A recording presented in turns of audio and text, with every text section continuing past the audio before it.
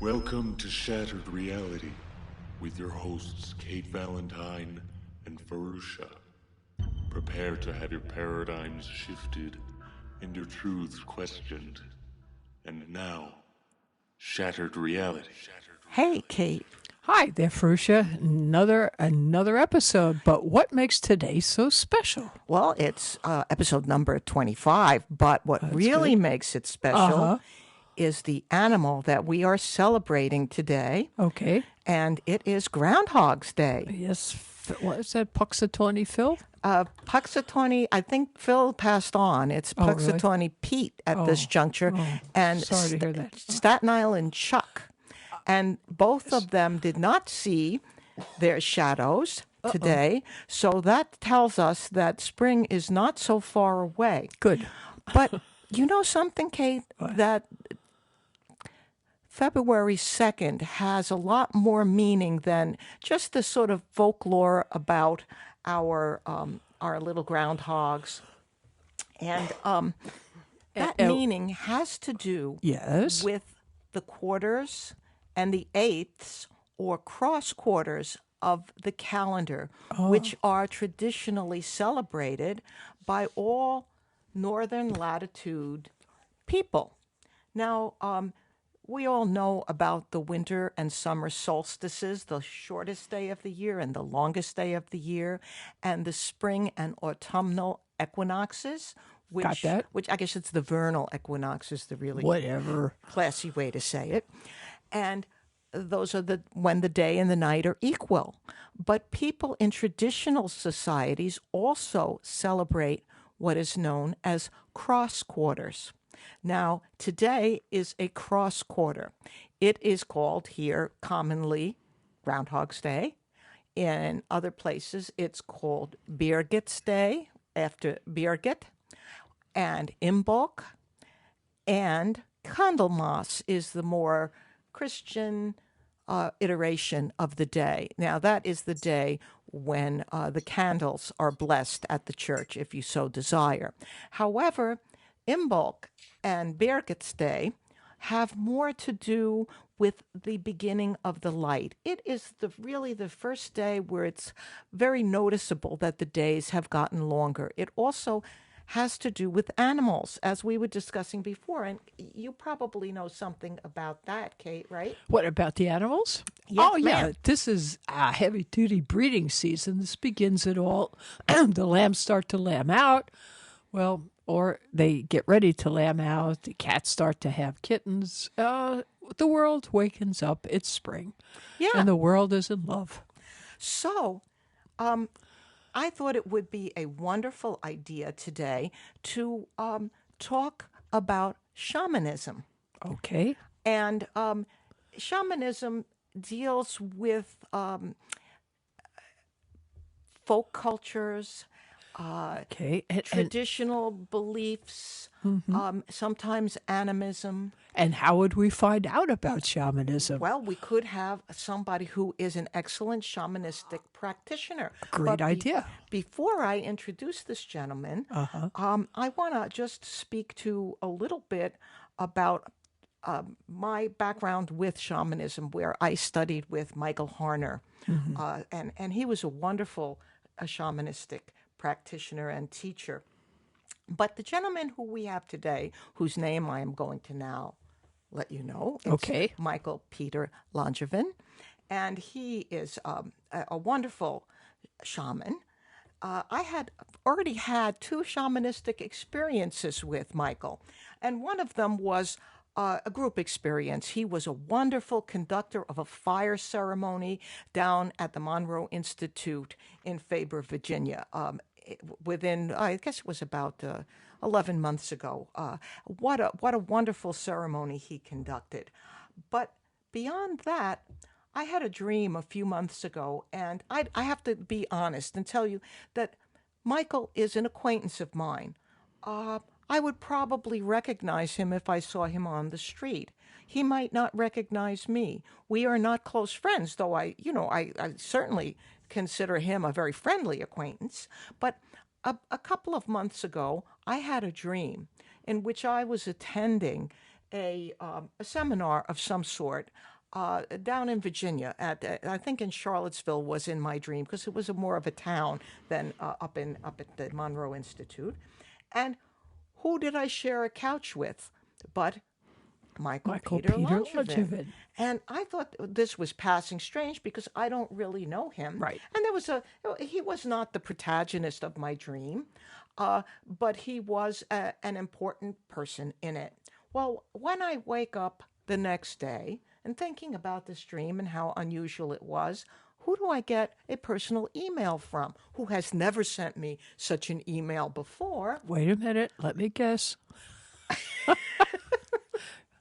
Go ahead. Michael Peter Langevin. Okay. So, that being said, I could not think of a better person to celebrate Groundhog's Day 2016 with than the same Michael Peter Langevin, who was the editor and publisher of Magical Blend magazine for 27 years. He is the author of 3 wonderful books: Spiritual Business, Secrets of the Ancient Incas, and The Secrets of the Amazon Shamans.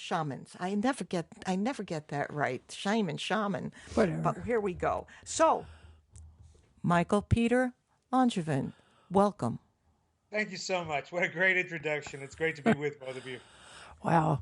I was telling to Farusha, we were talking just before the show, and I was telling her that I really know very, very little about shamanism. And I was wondering if you could just give us a brief definition in case someone in the audience also doesn't know. Sure. I see shamanism as one of the original teachings of Native people all over the planet. Before there were organized religion, tribes, small groups of people communicated with nature. They depended on nature. So they were in close communication with nature, whether it was trees or streams or the animals that they hunted. And there was a connection there. I guess I'm not making this brief, but anyway, That's okay. many of them used mind-altering substances to make their connections greater. It was felt that each tribe had elders and healers and shamans who would speak to the gods and goddesses and the spirits of plants in the area for the group, the village, the tribe. So there was an understanding of the basics of reality that where anyone could and did communicate with and was dependent on nature. That's not going to fit in a Webster's dictionary, but that's pretty much how I see it. That's pretty close. Well, the reason why I am so drawn to this is because in spiritual practices and consciousness studies, it is the one area that gives proper attribution to nature in the form of animals and trees and all of the things and the earth which we share together. And so many other forms of consciousness work deal almost exclusively with other humans. And, quite frankly, I like my cats just as well as I like the next guy.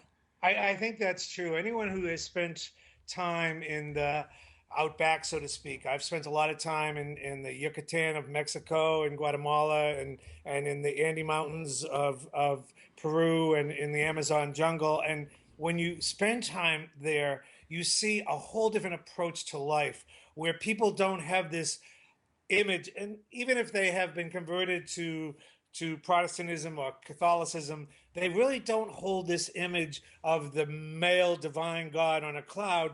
They see the smallest animal, the streams, the rocks, all as part of the divine. That's something that we've lost through organized religion, and it can coexist with organized religion, and it so adds to the breadth and depth of people's lives. You had mentioned Michael Hanna, who was a great pioneer bringing this information into the United States and the Western world. And Alberto Bellato is another one who has really brought it into, so many people have studied shamanism through their teachings. And the next level of that, or a different level of that, is is going to the places where shamans still exist and where they still practice. You can go 30 miles out of Cusco, Peru, in the Sacred Valley, and in a Catholic church, they're doing Quechuan rituals that were practiced before the Incan Empire existed. This sort of stuff still exists in the world, and we just don't acknowledge it much. Interesting. What would that type of a ritual consist of? I was there one spring, and their seasons are the exact opposite of ours. But Right, right. they were doing a blessing in the church for all of the crops and all of their herds. So there was baby llamas in the church with them, and there were guinea pigs, because guinea pig is sort of their fowl, in the church with them. There was corn, there was potatoes, and they were all being blessed. And every village is broken into neighborhoods, usually 12 neighborhoods, and each neighborhood came in dancing and singing in ancient Quechuan to call in the gods, goddesses, and the spirits of the mountains, which they call living beings or gods, apus. And they called them in to bless these symbols of what they hoped to bring forth into their fields and into their lives of fertility for the season. And the air was alive with an energy and a vibrancy. In the Andes Mountains, in the Yucatan of Mexico, in the Amazon jungle, people still today live with a closeness and an understanding of the divinity of nature, of all life, and their connectedness in it, and their way of living with it, that can be as simple as when a poor family kills a guinea pig for their supper, they give a thanks for it being part of their family and for it supplying food to keep them alive and going in the evening. There was just a sense of slowing down and gratitude that I find refreshing and splendid and magical. And these people are Quechua?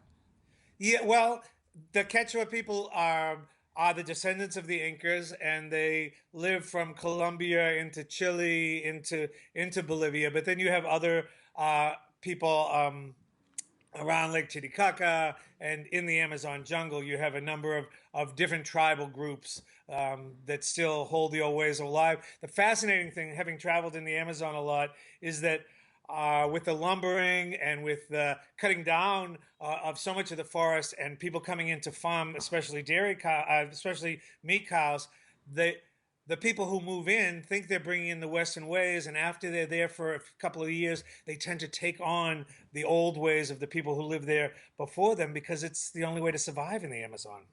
Interesting.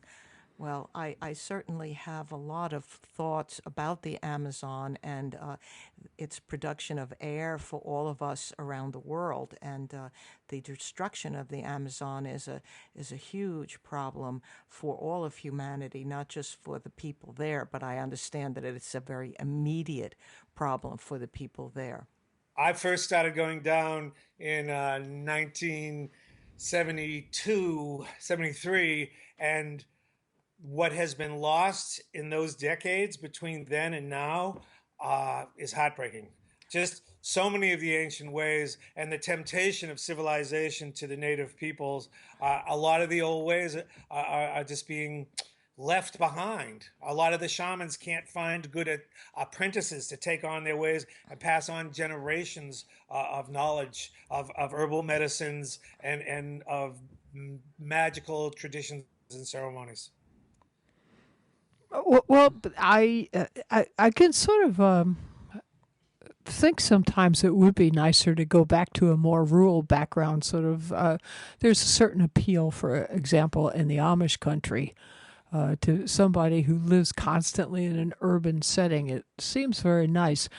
To me, the only drawback would be just medical aid in case some. It's true. I've been in my book, The Secrets of the Amazon Shamans. I talk about taking my then just turning teenage children into the Amazon and being in a very isolated village, and all of us becoming deathly ill, and we're not going to be picked up for a week by someone with an airplane. And the only hope was the shaman, and his ways of healing were untraditional to say to say the best. Uh-huh.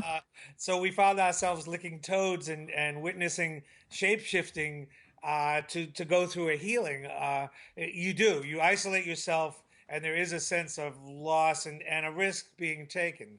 It's not a place necessarily to raise young children or to think you're going to live like you live in New York City. Okay. Well, it's interesting. When I was in school, there was a professor who was 92 and still very much with it. And at that time, he was familiar with the plants in the Alps. This was in Germany, and Yes. it was sort of it was wonderful. It was like a connection to the old ways. And certainly, I'm sure you're aware that a lot of the pharmaceutical companies have investigated sort of medical practices of shamans. most of most of the pharmaceuticals came from research, and a lot of it from the Sure. Amazon, where they looked at what was being used herbally and then distilled them into a chemical formula that they could mass produce for people. Yeah, and it was more purified and more direct and undergoing testing and sort of getting back to the really active pharmacoactive parts of those herbs. But it was the originals, shamans that, for example, they just, how did they find, I always think, who was the first guy they tried it out on? I mean, well, really. The advantage they have, I know, their mother-in-law, right? the advantage they have is that they talk to plants and they listen. They can hear plants. Yeah. So if somebody's sick, they go into the forest and say, "What do they need?" And this plant basically says to them, "Pick me and that one over there, and make a tea." And then they come back, and miraculously it works. And over generations, these have been passed down from generation to generation. But it's just amazing. I had a sister who's passed now who had a brain tumor. And when I was in the Amazon, I asked a shaman what could be done. He told me I had to wait a few more days for things to be just right. Then he climbed up these tall trees that grew on the south slope of these mountains, and the sun only hit them a certain way this time of the year. And he cut off some bark, and he scraped out some fungus that grew there, and he cooked it over the fire to a brown dust, and put this powder in a packet for me, and said, "Have her take this with alcohol every night for a month, and it will be better." And I brought it back and I gave it to her. And when she went in to have a test, she had totally gotten over her emphysema, which the shaman had not told me it would do, and her brain tumor had stopped growing. Wonderful. Wow, Those kind of things. When you go down to Latin America, when you go to Africa, when you go to rural parts of Asia, you see that magic still exists in the world. Harry Potter and Gandalf aren't really fantasy characters. It's just that we don't embrace them in the Western world. Well, I've watched. We do, Sorry? Michael. We Yes, embrace some of us it. do. I don't mean to make a generality like that. You're absolutely right. The last time I was down in Cusco about not quite 2 years ago, and when I first went down to Cusco and you got sick, which is in Peru, not far from the Sacred Valley in Macchu Picchu, everybody that you had met gave you their own personal herbal healing. The guy in the restaurant, the guy you rented a room from, everyone. Now they say, "Oh, go to this pharmacy down on 4th and Vine because it's my favorite one." The Western ways have come in and changed the whole culture. Well, do you think that's, I guess medically it's for the better, I would think, but I would think as far as the culture itself, not so much. We're trading off a definite yes, this will hide your symptoms for colds, for a maybe yes, this will help your whole body realign and reconnect to the greater. So I feel there's more of a sense of loss, but in our Western world where everything has to be done now and we have the McDonald's model, of course pharmaceuticals are more convenient. Well, as recently as Kate's experience with her German professor and my own grandfather, who wouldn't go to a regular doctor, who was looking for the Krautarzt, which in German means the doctor of herbs, and didn't want to go to the allopathic doctor. So it's not gone for that long at Not this gone for that long. juncture. No, not at all. Not And at all. I think a lot of people like yourselves and me and other people like us are realizing, oh, wait a second, maybe we went too far in the medical profession. Maybe we went too far in pharmaceuticals. Maybe we need to reclaim our power. Maybe we need to do some research on herbal medicine. I've lived in big cities and I've lived in the country. Right now, I'm living in rural Virginia, and it's easy for my wife and I to take a walk on the stream and pick mullein and dandelions and other herbs and make teas that will end our cough and will strengthen our blood. People can do this kind of thing in their day-to-day life. Even in the cities, the parks and what have you, have a lot of this stuff. It takes intention. It takes slowing down. It takes making that a priority in your life, but it's very doable. And it's the same thing with ceremony and ritual, which is so important in the shamanic ways that if people want to, they can make all of their life a ritual and a ceremony. I teach classes in this, and I've addressed it in my books that people can make washing the dishes a ceremony where they wash away all the things that are holding them back in their lives, and where they're making room for what they want to come into their lives. Ceremony doesn't have to be something we go to on Sunday in the church. It can become something that we take back and make into a way of living. I was collecting recently on my blog all the different New Year's traditions across cultures that people who were my readers might be practicing, and much of it involves getting rid of the old and welcoming the new, cleaning things out, and down to the idea that certain people, I guess it was near Venice, one of the people that I know said that they throw out the dishes, all the old dishes, not the good dishes, but if you've gotten a dish or a bowl with a crack over the year, that's when you throw them out on the street to get rid of, good riddance to old rubbish kind of situation. And if we have the right intention, I mean, as you said, so many of the old ways are still there. And if we become mindful of them and have the right intention and have the right belief and desire and expectancy, we can revolutionize our lives on a daily basis. We can bring the magic into the Western world, into the major cities, into everything we do. Shamanism can be visited in the wilds of the Amazon jungle, or it can be studied and brought in to any life anywhere at all these days. Well, I think everybody likes tradition and ceremony, and I think that's still part of everyday life in even the most urbanized area. But and it's comforting. It's a very nice thing. Media tries to standardize it in ways that can be hallmark sort of a thing. Yeah, it's kind of soul crushing ways. I don't. It's true that exists, but I think most people have their own at-home versions of that. I mean, Hallmark will tell you, it's Valentine's Day, and so this is what you do. But a lot of people will develop their own traditions, too. And you're right, Michael. I think it's an extremely comforting, nice thing to have. Very, very much so. And it's very much, a lot of people feel powerless when they watch the media. And they feel it's flu season and they're going to get sick. Or they can't do anything about the wars in the Arab countries. But if they start reclaiming their power on a day-to-day basis, for me, that's really what shamanism in Latin America gave me back, was that I am in control of my power. Like your 92-year-old professor, if I make the right decisions, I can stay young and mentally alert and robust and excited about life just by living magically. He definitely was all those things. Well, I will say the following, because I teach creative visualization sometimes to my clients, and I find that ritual helps to keep their attention so that they're able to intend better in their creative visualization sessions if I give them a ritual to do along with it. That's true.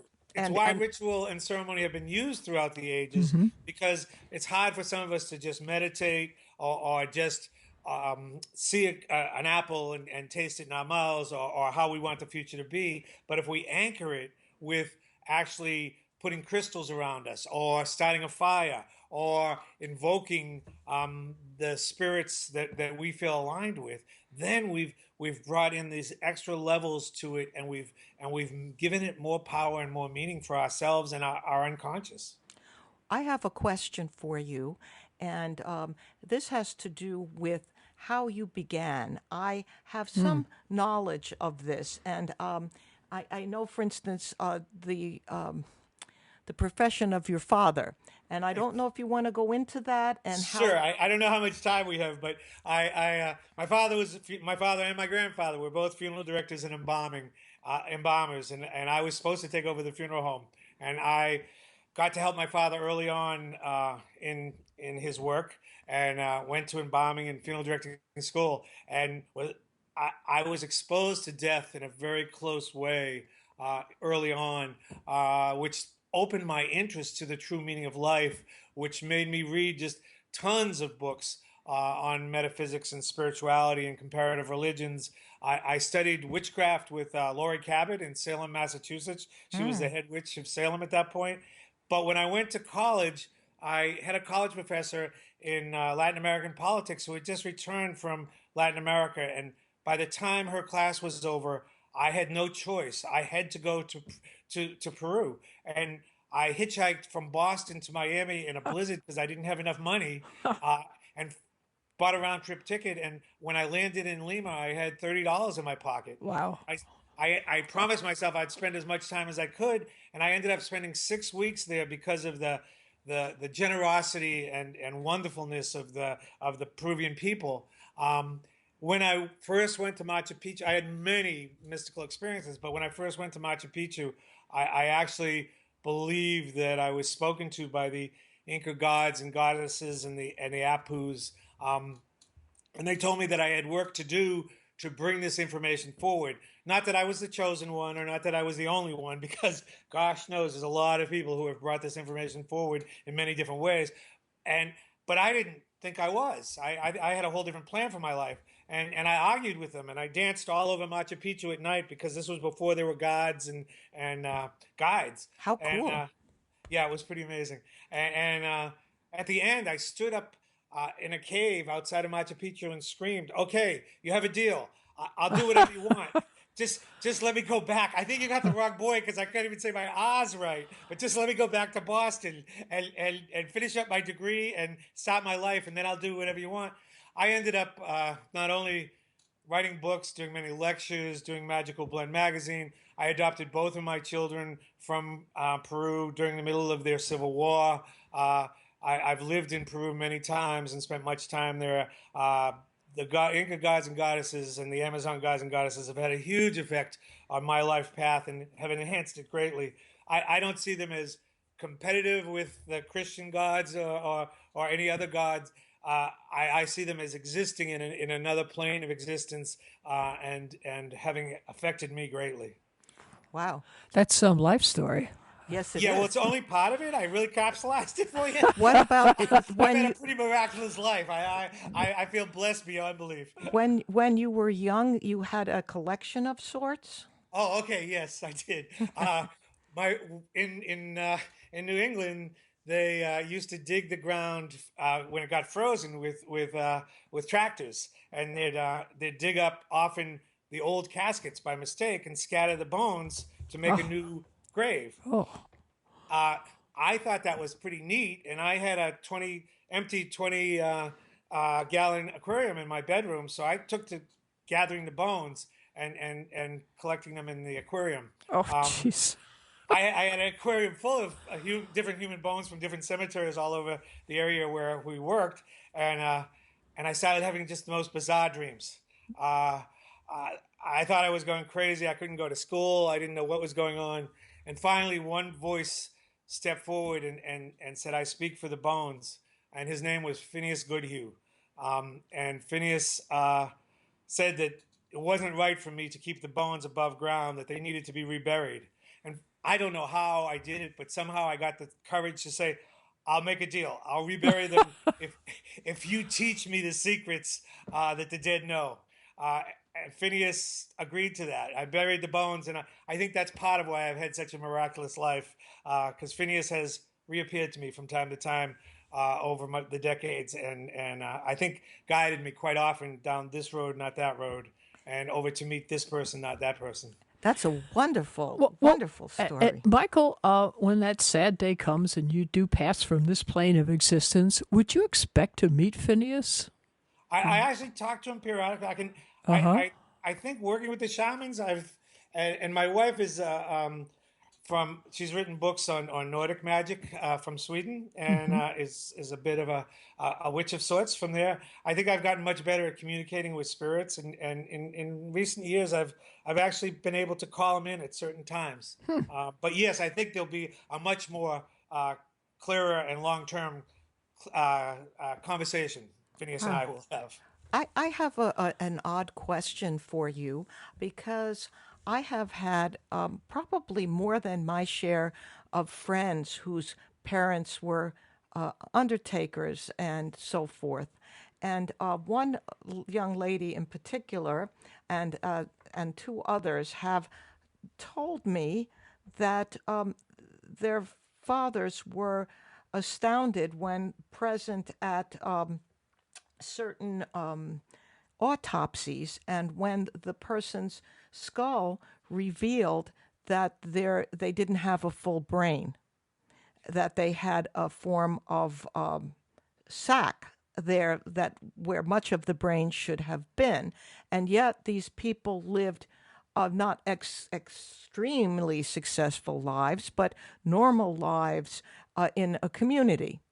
And when you've been to a lot of autopsies and you've embalmed a lot of bodies, you realize how many people actually are functioning with things without things and with partial things that we had no idea of that you could function with.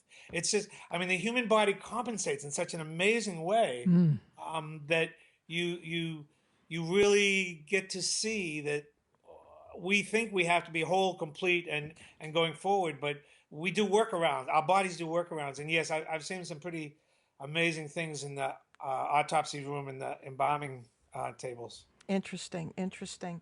And one other subject that comes up in kind of a general sense is well, we do a lot of talk about consciousness and consciousness research here on Shattered Reality.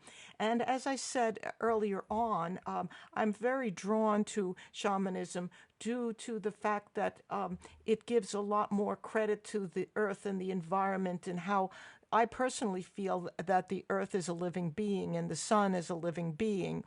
But beyond that, the role of animals in, say, a Nordic or Germanic tradition, also a Celtic tradition, as opposed to a South American tradition where one has a totem animal, but where one may have a familiar in the European tradition. Can you speak to that a little bit? Sure, and I think there's a blending of those. I mean, I think yes, there's more of those two in a separate zone, as you said, where where the familiars are more European, and your totem is more native North and South American. But I think I've known shamans who had monkeys or parrots on their shoulders as a familiar as well. I think in both cases, what you have is just an understanding that okay, it takes, if we look at after death as a larger picture, that maybe it's connected to here much more than we think, and maybe part of us is already over there. It's the same with animals and trees and rocks, and water places and mountains, that we're in other dimensions at the same time. And the shamans can see this in many cases and can speak to that in animals, therefore bringing out the intelligence and the brilliance. I had horses for a while in Northern California, and I swear my horse was smarter than most of the people I knew. And I would often just go out and sit with him or ride him across the field and feel like a lot of the answers I needed from my questions of the day just kind of flowed almost telepathically into my mind. That's amazing. That is really something that feel a lot of continuity with, actually, and to know, of course, that there's different kinds of intelligence and different ways of being alive. I often speak about the idea that most of us think of being alive as having to do with something about respirating, breathing, either as a respiring tree or a breathing animal.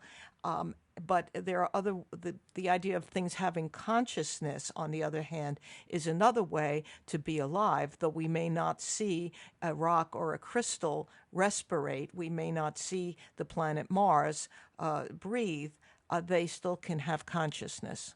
Oh, I think you're so absolutely right. One of the first times I did ayahuasca in the jungle in a shamanic ritual, I reached out my hand to the jungle and I couldn't figure out where I stopped and the jungle started. A week later, when I was digesting the whole thing, I realized all my life till that point, I had thought wrong. I don't stop. The jungle doesn't start. We're totally interwoven in a network of life.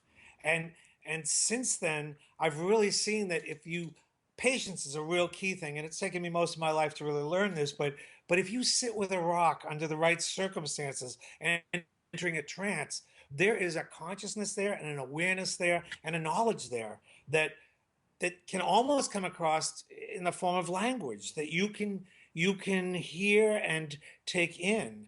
That all things have a much grander existence than we imagine. I think it's, as you said, with the sun, with Mars, with the planet Earth itself. There's there's a kind of sensibility, a kind of knowing, a kind of living that we're not aware of. A lot of shamanic rituals talk about the life force of water, and whether it's a lake or a stream or a river, that they are living entities, not only full of elementals, but full of life force and consciousness on their own. Well, that Japanese fellow whose name begins with an M, and it's I can't Yes, I Emiro, absolutely knew you Mashimo were. Emiro, or something of That's it. that Very nature. close to that. Very close to that, almost.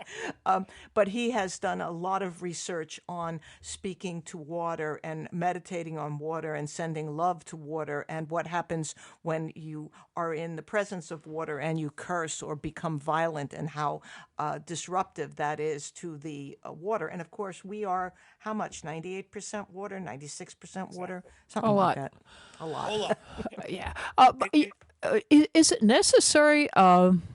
I guess one of the things is in the Western mind is that it seems somewhat necessary to go into a trance or possibly a drug-induced state. I've never felt that that should be really oh, I don't think necessary. it's necessary. I think I don't even endorse mind-altering substances for most people. I, Good. I just happen to have gone down and danced with shamans and felt that I didn't want to offend them in their ceremonies, Right. so I've used their substances, and I've established what I consider touch points in other dimensions that I can revisit. But you can get into those altered states by prayer. You can get into it by walking. You can get into it by singing. You can get chanting, playing of drums, being in nature, and just sitting quietly. Yoga. Yoga, very much so. I've used yoga myself. It's wonderful, not only for staying limber, but for entering different states. And everybody needs to find their own way, their own threshold, their own entry, so that they can do that. And I use substances because I was trained that way by shamans in Latin America, and they've worked well for me, and I'm blessed to be able to handle them. But I don't think that everybody can or should. And I don't think trance is necessarily like meditation. People say I can't meditate. Well, nobody has to meditate. Nobody has to go into trance, and it's something different for everyone.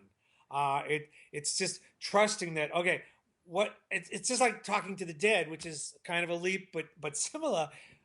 If people sit down and say, if I was talking to my dead grandmother, what might she say to me? And then they start having a conversation in their mind, pretty soon they'll start getting answers that they wouldn't have imagined or made up. And then they have to ask themselves, what's going on here? Meditation, trance, altered states, communicating with trees. It all is a matter of trust and suspension of disbelief and suspension of our material world limitations. Interesting. Very interesting. I've seen shamans do the most. I mean, what we consider miracles.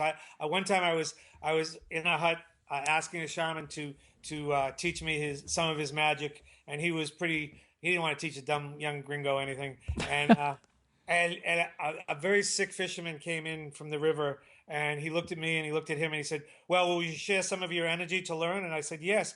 And he touched his forehead and he touched my forehead, and I swear to this day, all of a sudden I was looking out of that man's eyes and I understood his life, and I understood what it was like to live on the river and depend on fishing and your rudimentary farm and love your village and your people in a whole different way than I ever knew. And I looked at him and I could see that I looked at me and I could see that he was looking at me trying to figure out my life and my stuff. After a while, the shaman touched both of our foreheads and we were both back to normal, and we hugged each other and thanked each other, and the shaman said, "Okay, you're done. You can go now." but that kind of magic, that extreme, Well, happens all the time. well, one of the reasons it seems to a typical Western sort of a culture to not be believed is that it takes so much training and trial and error. But what that type of person forgets is that to be a Western medical doctor takes 12 to 15 to 20 years to really get excellent at that medical art. You're not born knowing how to do an appendectomy.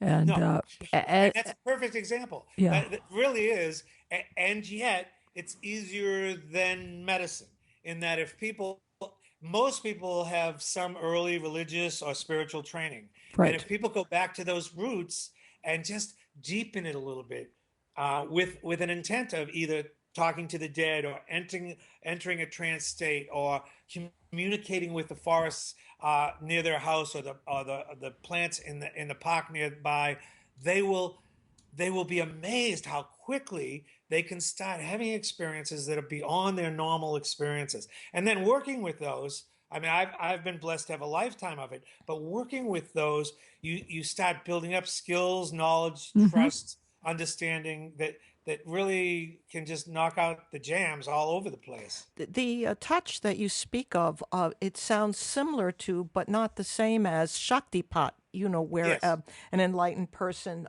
may touch you and you experience an awakening. I, I've I've had this from Indian masters, and felt like for a week afterwards I was almost out of my body, and other wiser entities were looking through my eyes and guiding me through the world. And it is similar but different. But yes, it's that same a transference of energy with a clear intent. What the shaman did in that case was use my energy to realign the sick fellow's energies and heal him, so to speak, without depleting me. And what Shaktipat does is open you up to a higher level of understanding and seeing, I think.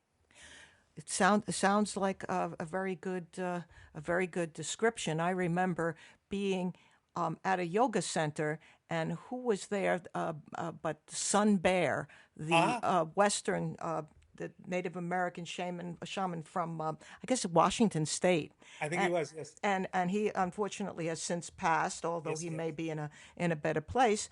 But he gave a healing to everybody who wanted one, and he didn't touch people No. in that healing. He just asked for your name and asked for your ethnicity, basically. What was your ethnic background? Where did your people come from? And with just those two things, he conferred a blessing and a healing on people. And it was very pleasant. It was very nice. I didn't think anything of it. I went back to my apartment in the East Village. And what I did for the next 4 hours is run around in circles. I was unable to not run around in circles. Okay. I just continued to run around. I had so much energy from Okay. that healing. I didn't know what to do with it. It was like 3 o'clock in the morning before I finally lay down and was sort of able to get some sleep. That's true. People who are tuned in. There was a I was working close with the Monroe Institute for a long time, and there was a healer from the backwoods of Kentucky that came up, and I met him, and he was a nice guy. And a while after I met him, I fell in the creek sideways when I was doing something silly and smashed up the whole left side of my body. And best I couldn't get that right again. And I called this healer up and I said, do you have any advice? I'm really hurting and I just want to get back to normal. He said, put the phone on speaker and listen to me for the next 5 minutes. He radiated through the phone. And I tell you, when I hung up the phone, I was almost 100% better. And he's just I think he's a photographer in backwoods of Kentucky, but people can learn to tap in to that higher energy, to that divine energy, to that healing energy, and radiate it. And it's open to anyone that really wants to take the time and give it the attention. Absolutely, absolutely. And the way certain healings can come forth, I was in a situation where it was possible that I might get sued by a family. And it was really a crazy situation where a friend had passed on. And I was meditating on this issue. And I happened to have listened to perhaps the same person you're speaking about on a video and on YouTube. And as I was listening to the video and trying to meditate with the video with the gentleman, I found that I had gotten a text, and the text said, forget all about this. It was from one of the family members. Just forget about it. We're backing off, basically. And it really is. So many times we get caught up in our doubts, our fears, our worries, our insecurities, paying the bills, and all our responsibilities. If we can just stop that and focus on what we want and what we hope and see our lives as being able to be healed, we can make that difference. And it can happen in the weirdest way. One time when I was working on Magical Blend magazine in Northern California, I had an infected toe. My big toe on my right foot was infected, and it was really bad. And I don't usually use Western doctors, but I couldn't fix it. And I went to the Western doctor, and she gave me antibiotics, and that didn't work. I went back. She gave me heavier antibiotics, and that didn't work. I went back, and she wanted to have me in the hospital on a drip thing. I said, no, I'm going back to Latin America. And I went down to Latin America to an isolated village, and I had somebody find me a shaman off that I hadn't met before, who didn't even speak English. And when I met him, he said, "Oh yeah, we can fix this, but you have to buy a guinea pig." So I gave him $5 for a guinea pig, and he held the guinea pig, and it wiggled all around me. And then out of nowhere, he pulled a knife and he cut the guinea pig open. Oh. And I said, "My guinea pig." Oh. And as he opened it up, he said, "Oh, yes, yes. It's about you're feeling your foundation is weak. Your business isn't doing so well. Your marriage isn't doing so well. Some of your friendships are tearing at you." And that was all true. He said, and that all that poison went into the guinea pig, and he basically gave his life for your healing. Huh. The next day, I went to a local hot spring, and my toe was all better, and it's never bothered me since. Huh. Wow. There is some basis also. Western things has to be, well, that just seems too miraculous, too out there. But yet they're coming around to forming a, in quote, scientific understanding of that. Just for example, laser therapy, which just introduces energy into the cell. It doesn't work by heat. It just changes the actual the photochemistry of the cell and does these miraculous healings. So I think these people were onto a basic understanding before they, would you say almost before they understood the forces that they were dealing with? Oh, I think very much so. I think I've heard it said, especially by a lot of magic and occult workers, that today's magic is tomorrow's science. Yeah, and very I think much so. So much of what we're working with that we call shamanism, that we call magic, that we call energy work, is really us intuitively generating and directing things. But but there's so much more that can be. I just wrote an introductory article for Fate magazine about J.B. Rhine of the Rhine Institute and how he had taken telepathy and ESP and mediumship and applied scientific research techniques to them and made it so that they were respectable in the scientific community. He brought that part of magic into the 21st century, and that's what's happening more and more in different ways. We often talk about quantum physics, and quantum physics has explained so much of this stuff, or at least hints at explanations for it. Well, the problem was that initially science was philosophy, and then for some reason back in the Age of Enlightenment, they definitely parted ways and each looked on the other with distrust. And that's a shame because a lot of science is basically philosophy and understanding. Yes. And it's lost that. I think we're moving to a place where science and spirituality will come back together in a healthier, less contentious way. I think the world needs that as people embrace more the possibilities of miracles in their everyday life. I have a specific question for you, and you may not be familiar with this, but I think that probably you may be. The reason why I say you may not be, because this has mostly to do with North American, Native American shamanism, and there's a real big resurgence with this today. Now, I have to give you a little background on this. You know that Kate had a different show before this one, which was called the Kate Valentine UFO Show, and we do speak to people in terms of UFOs. We have guests about UFOs frequently, but recently there's been a book written, and a lot of people are buzzing about owls and UFOs. Now, I know from my background in shamanism through Michael Harner and other people that there is some form of a taboo against using what is called owl magic. That's the first question. Do you know about that at all?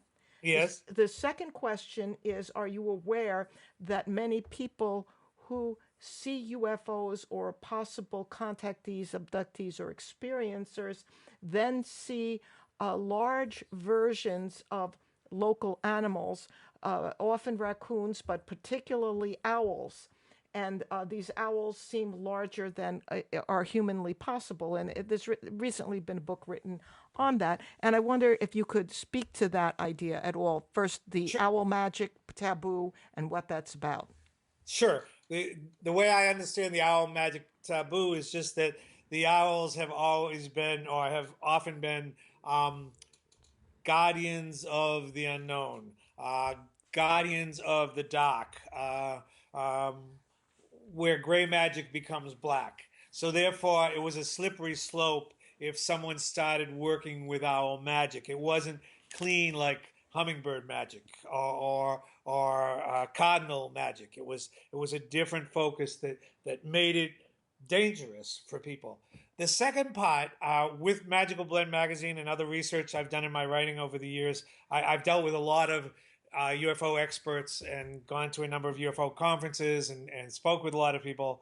And even at one point, two of my staff drove from Chico, California down to San Francisco and were coming back late at night and swear they saw a UFO. And then they were almost, 20 miles further on the road, and all they had was the memory of seeing the beginning of a UFO and then seeing a huge owl, as you described. I think large animals, especially owls, are used a lot by the other dimensional, other planetary beings to cloak the memories that humans aren't ready to fully digest on a conscious level. And that's why there's so much of that being reported by contactees, myself. Oh, interesting. Good answer. Very good answer. So what's next for Michael Peter Langevin? Well, right now I'm in Virginia, which is an interesting place that fate has brought me, and I'm working on a marketing company, Langevin Axelson Marketing, which is promoting a number of good authors and pretty amazing people who are doing good products and services, because it's fun getting other people who are doing good stuff and don't know how to get their stuff out there, and I get to learn a lot, and I don't have to always be the upfront man in all of it. I'm also working on a book that right now is a working title I'm calling Sacred Journeys, which documents a lot of what's happened in my life since the three books that I published came out, and in general, I'm just kind of addicted to adventure. So, and my wife is the same way. So, I imagine after we spend some time here in Virginia, we'll be off to climes unknown to see what other rocks we can turn over and what other learning experiences we can have. Well, it sounds like a fascinating journey. And I, for one, am certainly looking forward to your upcoming book. And so we want to thank you very much. And what were his other books? Let's Okay. Oh, yeah, we wanna please. We repeat have to that. give Yes, we do. Michael. It was a fascinating. I can't believe the hour is up. Thank you so much for being Oh, my on. joy. Oh, it was My joy. great. It was Let really me also mention that I have my own blog website called Good.